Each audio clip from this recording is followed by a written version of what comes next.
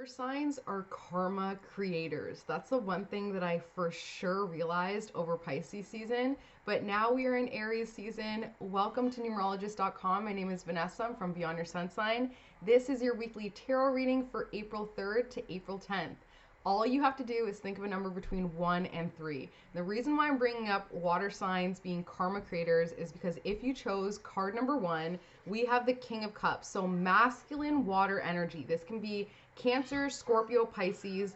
This week we have an opportunity to tap in and align with this water signs energy and be able to utilize their sheer force of creating karma. So it's quite the tool and the power that we're being gifted over this week, but keep in mind that everything comes back around. Karma exists. And the thing with these water signs, a lot of times when they're betrayed or upset or hurt, they'll start to manifest all of this intense emotions that other signs don't really understand unless they have that water in their big 3. So the water signs, through their intense emotions, will blast it out into the universe, and it is creating karma. You may not see it directly, but just look at any water sign you know, especially a Scorpio, especially masculine Scorpio energy, who has been betrayed or hurt or pissed off, and watch how the people that have pissed them off, their lives start to unravel. So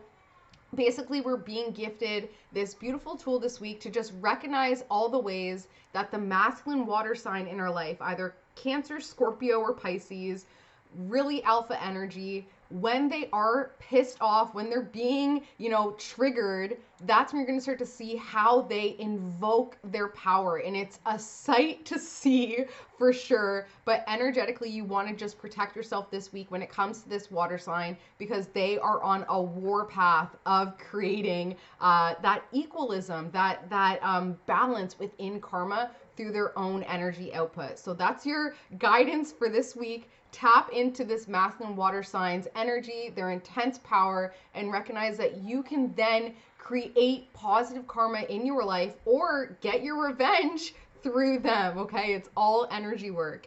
If you chose card number 2, there's another water sign here, but this sign is more immature with their energy. They may not know how to utilize it. They don't know what to do with it. They just know that they feel so intensely. They have all this passion, all this sensitivity, and they don't know how to channel it. So it's causing a lot of emotional confusion. And this week, you almost have to be like a spiritual teacher to this young water sign to remind them of the power of their thoughts. Being like, hold on a second. I know that you're super emotional and sensitive, but if you just take a second to think about it, maybe you can logically understand why you're feeling a certain way and then use that to your advantage. Because the water signs this week are just, I think it's Aries season, being super fiery. The water signs are super sensitive this week, and we just need to hold space for them. Allow ourselves to be that container for the water energy.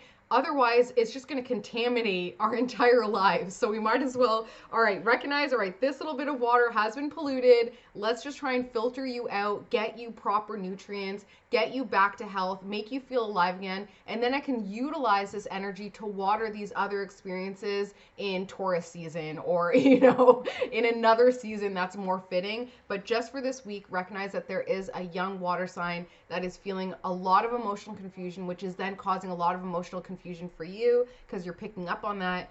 You want to be a spiritual teacher, a guide for this young water energy just this week, just to show them how it is time for a new frame of mind.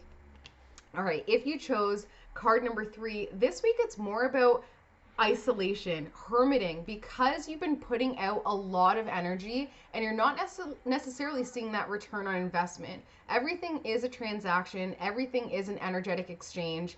What you can definitely do, and this is something I've been trying and I'm almost like, every time I do it, I'm like, no. So really make the mark of when you're going to hang out with a certain person or even go to work or go here, go there. How are you feeling? Track your energetic progress, track your activity, be like, all right, when I hang out with this, Sag, I feel really, really drained, or I have a headache, or I feel trapped. It's not necessarily meaning that this person is not good for you, but maybe they aren't in their optimal position. They're not at their highest level. So here you are almost putting more in and not getting as much out. So it's about getting yourself back to center by spending some time in isolation, hermit mode, figuring out where you're at when you're all alone, before TikTok, before your Instagram scroll. Just first thing in the morning when you're in that state of peace and just awakening, where's your energy levels at? And then from that base, you can start to look around. Okay, you know what? When I went to work afterwards, I'm just irritated and drained. All right, maybe I need to look at, asking for a promotion or asking to switch, jobs, or even just my immediate environment, using more crystals for protection, things like that. Just use this week to recognize where you're at energetically, where you've been over giving, where you've been under receiving as well, and then where there's just not an equal balance of energetic exchange. And as always, if you need a personalized reading, you can reach out to me. Find me on Instagram at Beyond Your Sun Sign. Hope you have an amazing week, and I will see you next week. Bye.